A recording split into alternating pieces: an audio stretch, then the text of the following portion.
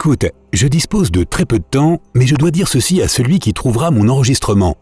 Je le laisse comme preuve que nous ne sommes pas seuls.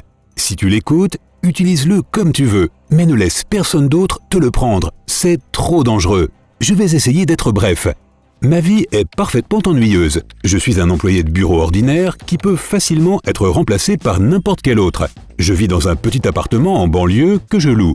Je n'ai jamais été marié et mes 2 seuls amis mènent des vies aussi ennuyeuses que la mienne. Il était 19h. Je faisais des heures supplémentaires et sortais de l'immeuble où se trouve mon bureau quand quelque chose a attiré mon attention. C'était comme une ombre et des pas silencieux et rapides juste derrière moi. Et puis, plus rien. Je me suis réveillé dans mon propre lit et je me suis dit que c'était juste un mauvais rêve ou quelque chose dans le genre. Quand j'ai regardé l'horloge, elle indiquait 1h du matin. J'avais dû m'assoupir et ne pas m'en souvenir. Avant de me rendormir, je me suis levé pour aller à la salle de bain, mais j'ai trébuché dans l'obscurité. J'ai fait de mon mieux pour retrouver l'équilibre, mais soudain, le monde autour de moi s'est arrêté. Et moi aussi. Je flottais en l'air comme pétrifié, prêt à tomber par terre à tout moment. Mais pour une raison quelconque, rien n'arrivait. Je restais comme ça, suspendu. Et puis j'ai remarqué un petit signal qui clignotait un peu en dessous de mon champ de vision. Je pouvais le voir clairement, c'était comme cette sorte de ligne verticale qui apparaît lorsque tu tapes quelque chose, tu sais. J'ai essayé de bouger mes bras, mais je n'y arrivais pas. Puis j'ai dit « Je suis censé taper quelque chose ici ?» Et mes mots sont apparus devant moi comme si on les avait tapés sur un écran invisible. Et maintenant, il y avait aussi un compte à rebours à côté de ma question, qui avait commencé à partir de 5. Je l'ai regardé arriver jusqu'à 0, et ma question s'est soudain déplacée vers le haut, accompagnée d'un texte que je n'avais pas prononcé. Ça disait « Commande non reconnue ». Pour obtenir la liste des commandes disponibles, tapez « Aide ». Pour réinitialiser vos paramètres par défaut, tapez « Réglages par défaut ». Pour revenir à la simulation avec vos paramètres actuels, tapez « Revenir ». Mon cœur battait la chamade. J'étais à la fois terrifié et curieux, mais c'est la curiosité qui l'a emporté. J'ai dit « Aide ».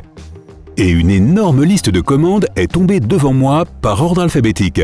J'ai réalisé que je pouvais les faire défiler avec les yeux et j'en ai trouvé une que je pensais à la fois inoffensive et utile pour ma situation actuelle. J'ai dit « Réinitialiser la position de l'acteur ». La commande est apparue dans ce que j'ai pris pour la fenêtre principale. Et rien ne s'est passé. J'ai attendu 1 seconde, puis je me suis souvenu que les commandes de la console dans les jeux, et c'était indéniablement une console, ne fonctionnent que lorsque tu reviens au jeu. Alors j'ai dit « Retour ». Je m'attendais à tomber la tête la première, mais ça n'a pas été le cas. Au lieu de cela, j'ai en quelque sorte glissé en l'air, et j'ai atterri sur mes jambes depuis une trentaine de centimètres. Mes yeux étaient grands ouverts, et j'ai immédiatement commencé à essayer de comprendre comment appeler à nouveau la console. J'ai agité les mains avec force, mais rien ne s'est passé. J'ai dansé sur place, j'ai fait exprès de tomber sur mon visage 1 fois, mais rien de tout ça n'a servi. J'étais presque désespéré lorsque je l'ai enfin vu et j'ai crié de joie. Il y avait un symbole de tilde que j'ai vu du coin de l'œil. J'ai tapé dessus avec mon doigt, et voilà, la console est réapparue et il avait la commande précédente que j'avais tapée. J'ai commencé à expérimenter des choses. Tout d'abord, j'ai ajouté de l'argent sur mon compte bancaire. 10 000 $ me semblait suffisant pour l'instant. Dès que j'ai prononcé la commande, j'ai quitté la console et j'ai vu mon téléphone vibrer. Une notification de ma banque. L'argent était là. Mon cœur battait à toute vitesse dans ma poitrine. J'ai rappelé la console et j'ai continué. Ensuite, ça a été ma santé. J'avais une dent cariée et quelques problèmes d'estomac que je n'avais pas pu traiter faute d'argent et de temps. Une simple commande a remplacé toutes mes dents par de nouvelles dents saines et j'ai senti que mon estomac n'avait plus aucun problème. Bon, que voulais-je d'autre? Je me suis dit qu'une voiture de luxe serait pas mal. J'ai donné l'ordre et j'ai couru à la fenêtre. Dès que j'ai regardé dehors, une Rolls-Royce est apparue de nulle part sur une place libre du parking près de mon immeuble. Mon appartement, c'est ça. J'ai prononcé une nouvelle commande et lorsque j'ai quitté le mode console, je me suis immédiatement retrouvé dans une maison grande et spacieuse. À en juger par son aspect, elle se trouvait dans le quartier le plus cher de la ville. Mais elle était encore vide. Alors j'ai passé le reste de la nuit à créer des meubles et des décorations pour la meubler à mon goût. Le matin, j'étais encore en pleine montée d'adrénaline. Alors j'ai décidé de rigoler un peu et d'aller au bureau dans ma nouvelle Rolls-Royce. Je l'ai fait apparaître dans mon garage avec une autre commande et je me suis assis au volant. C'était génial. Comme j'étais tellement heureux, et je n'y croyais pas encore vraiment, je n'ai pas vu la limite de vitesse. Je n'ai repris conscience que lorsque j'ai entendu la sirène de police derrière moi. Je me suis garé et j'ai baissé la vitre pour dire bonjour à l'agent. Et soudain, une idée m'est venue à l'esprit. Alors que l'officier inclinait la tête pour me saluer, j'ai rapidement appelé la console et trouvé la bonne commande. Définir le statut de recherché, 0.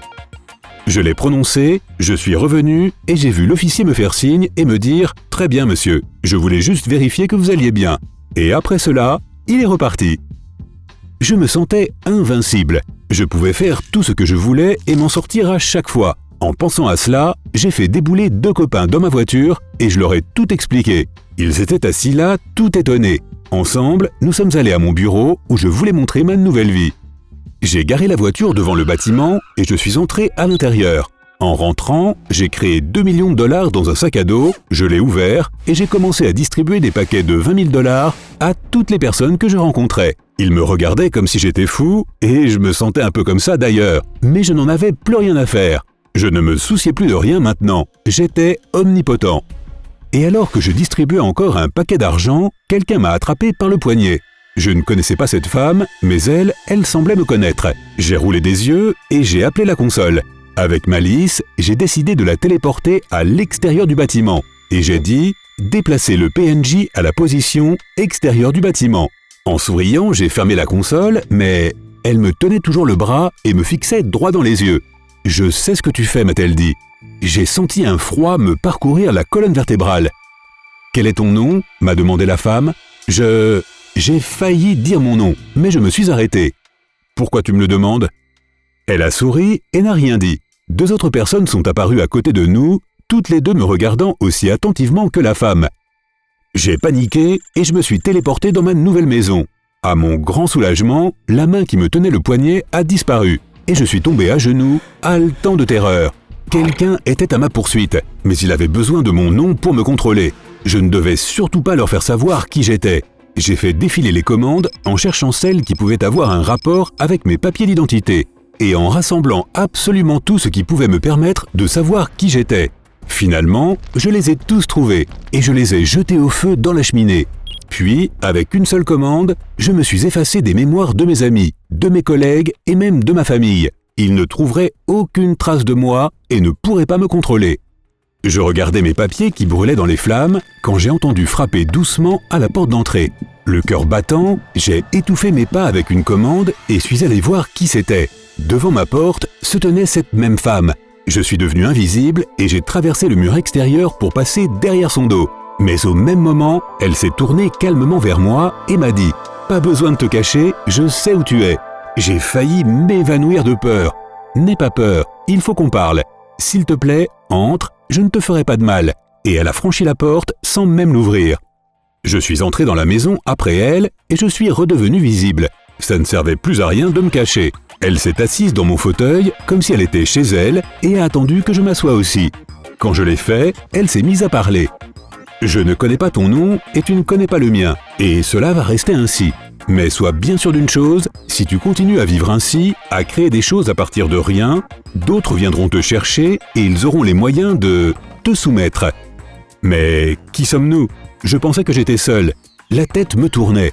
La femme a souri. « Non, tu n'es pas seul. Nous sommes des acteurs. » Les acteurs, en d'autres termes des PC par opposition aux PNJ, des personnages non jouables.